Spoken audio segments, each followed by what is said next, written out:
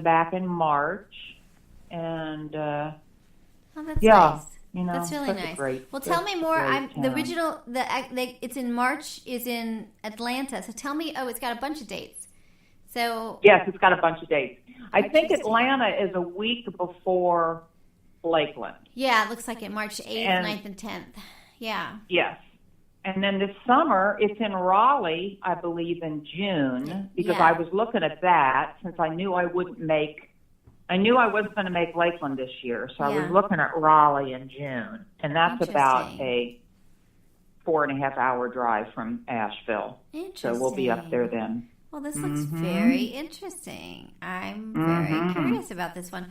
I think we're doing Paducah this year, and we did Houston's Quilt Market and Quilt Festival. And that's really where the project, the project was started, but we really took off when we got interviews from people at the quilt market. So we'll do that again this year, and then I'm not sure what else. We haven't really figured out, but this looks really interesting. What do you like about this one, the original Sewing and Quilt Expo? I like that there are so many vendors. Yeah. And, there are always... Oh, yeah, everybody comes, right? There's always... everybody comes. There's a huge quilt display, and I enjoy looking at quilts. Yeah. But I really want to make them. Yeah. And so for me, I like the vendors from all over the country that I don't have access to. And I've never been terribly successful with buying material online. It's just the colors aren't true. Yeah. Yeah, if you're a colorist, it matters to you, right? So I'm not a colorist, but my kid is. They really care about color, but I am not so much. So, I like colored. I try hard and everything, but I'm not fussy about color. And that is a problem if you're buying online because you can't really tell what it is. Yeah. So when you go and there are so many vendors, and they've always got cool new gadgets. That you like that part of it. Yeah. Yeah, I like the new iron, the new irons or whatever it is, new rulers. I like to watch the demos of the gadgets. It's fun. And you kind of go, oh wow! Like at least when I felt like when I was at festival, I'm like, oh wow, I would have never figured out that's what you do with that thing. So it's kind of an interesting thing of like, oh, okay, well that's interesting, I know, and it's and the whole quilting language. I love it when I talk to my friends who don't quilt because I just get all puffed up and I start throwing out these words that rotary cutter. I know they don't have any idea what I'm talking about. I like that. You're getting all fancy on them. That's so funny. I like it. Right. It's very funny. Like, ooh. But the flip side of that is sometimes they'll say something like, oh, because I went to a friend of mine's daughter's baby shower in March, and she said, like 2 weeks before the shower is when she decided to do it. She said, well, I want you to, she said, well, you can whip up a quilt. And I thought, these people have no idea how much time it takes to do this. Like, well, sure, if it's really simple, it's like one big square. Maybe. I thought, oh my gosh, it usually takes me more than 2 weeks just to find the material. That's so funny. Interesting. Now, do you have a favorite sewing machine that you're using? Is there anything that you like, that you love about your quilting? Where do you quilt? Do you have a quilting space in your house? I do. Our place in Florida is small, but we have large closets upstairs. So the closet in the guest bedroom is where I have my sewing machine, and it has a big window in it. There's no way I could sew in a closet without a window, but it has a big window, and I have a baby lock up here,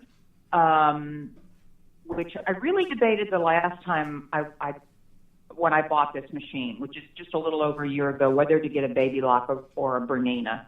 And I tried several of them, and the baby lock is more bangs for your buck. It absolutely has more bells and whistles. But the Bernina, you can throw it down the stairs, and you won't break it. Interesting. That's very interesting. So I don't think there's a better machine than the Bernina. In Asheville, I have a Husqvarna, which they used to call them Vikings, but now it's Husqvarna, and that's an older machine, but I love it. It's just, it just keeps on ticking. Interesting. And then I have Foots here in Florida, that I can do top quilting here. So that's cool. And do you like all the process of the quilting, all of it? I do. Yes, I do. Although I would have to say that I use a gal here in Orlando and one in Asheville to do if I do a large quilt. I don't have the space, and I just don't feel like fighting with a large quilt under these smaller machines. And that's not fun. It's just not fun, right? It becomes not fun. It's not fun. Yeah, no, it's just like a battle of awfulness, right? Oh yeah, it's just awful. Yeah, you've got it's just terrible. I have one that I'm on the verge of throwing out because it physically is annoying to it's just too big. I didn't mean it for it to get so big, and it is big, and it just bothers me. Just enough. Yep. And it should be fun. That's my thought. So these two gals have those enormous long arm machines that you just lay the quilt out flat on a frame, and they're all computerized. Yeah. So they'll show me patterns. I mean, I just did one with strawberries. It's got big strawberries all over it, and she found a pattern that has little strawberries. Amazing. So it's a computerized pattern. Yeah. And it's so worth me paying that than trying to do it myself on a large quilt. Ugh. Yeah. And it's interesting that that's part of the industry that's so important that people. I like that about it. That you're sometimes you're sending it out, sometimes you're doing it yourself. It's nice, It's really nice. And then they give it back to me bind because I like the binding process, but the whole top quilting thing, because I can sit and watch television and and do the hand binding, and that's relaxing too. I enjoy that too. Yeah, to have different things. Yeah. Interesting. Well, I can't believe you're coming to town. That's super great, and I know that would be. I'd love to spend time with you. We'll have to quilt, and then also when you go on adventure, let me know because we're trying to find other adventures to go on. So either getting a report back from you or meeting you there and playing some more would be awesome. So.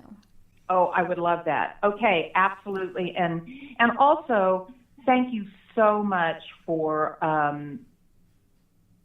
helping Chris. Oh. He's not a real outgoing guy. No, and he's not. He's not. He's not. He's not at all. He's kind of low key. he's like under the radar. Extremely low key. Yeah. But and he is the most self-sufficient person I have ever met. Really. And he is so happy in his own skin. I mean, it's a wonderful thing to be able to say about your child that he is so happy in his own skin. But boy, he does not put himself out there. So I am thrilled when he can establish a relationship, because I know that when people get to know him, they'll like him. Yes. But he doesn't put himself out there. So it seems like he's got. I'm just thrilled that he found you. Well, he's awesome and he's super smart and it's fun to have him in class. And he seems like he's found a really good group of people at Tulane. So he seems right in the middle of everything. So he's not shy at school. So just to let you know. So. Oh, good. Yeah. That's good to know. No, he's doing great. He really is. And we get him another year, so I'm really pleased by that because they are so smart, but then they graduate on me, and it's really annoying because then they're gone. So they go off and do other things, but they do have a tendency to leave. So, Yeah. Which is okay. That's what they're supposed to do. They're supposed to grow up, right? That's the goal. They're supposed to grow. They're supposed to be self-sufficient. That's what we really, at some point, be that in that way. Yeah, but in that regard, he's not self-sufficient. Well, are they? Are any of us really? Yeah. I still my dad lives with us, and still there's times when I feel like I'm more of a teenager than anything else. So it makes me laugh. So that was him calling as we were finishing the interview. It's like he knew we were saying his name. So really goodness. Interesting. Well, thank you so much for all this time. I really appreciate it. And we're launching next week. Well, thank you for including me. And thank you. I think we'll play more, and I can't wait to see you when you get here. This is going to be great. Same here. Thank you so much. All right. Take care. All right. Take care. Bye-bye. Bye. So this is Elizabeth Townsend Guard. You've been listening to Just Wanna Quilt, a research podcast coming out of Tulane University Law School. We want to hear from you. Join our army, our quilting army. Go to our Facebook page. Suggest people to be interviewed. Suggest yourself to be interviewed. We are excited to hear from you. But most importantly, I hope you get a chance to quilt today.